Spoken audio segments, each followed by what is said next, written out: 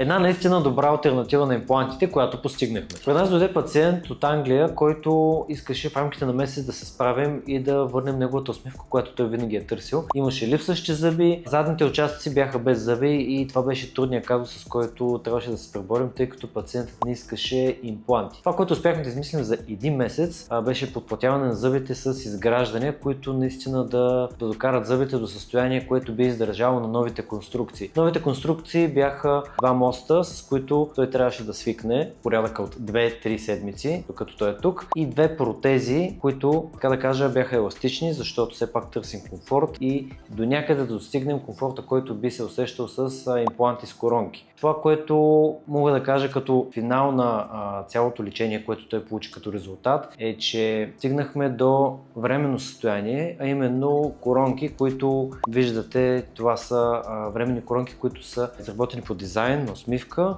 с които пациента може да стои поне 1-2 години с тях, с идеята да свикне, да се хареса и разбира се да има един завършен вид с протезите. Цялото това съзъбие, което виждате, трябва да издържи поне 6 месеца, тогава е и неговата контролна визита, когато ще сменим и коронките с окончателните циркониеви коронки. Това също ще допълня с коронки, които са от пластмаса, която е наистина висок клас, която се прави на 3D принтер. Постигнахме доста за един месец интервал от време, но при всеки случай е строго индивидуален. Но това, което е най-важно, е човек да дойде на консултация, да си запази час и заедно да видим кое е най-доброто, което може да предложим и разбира се резултата да е задоволителен за пациента.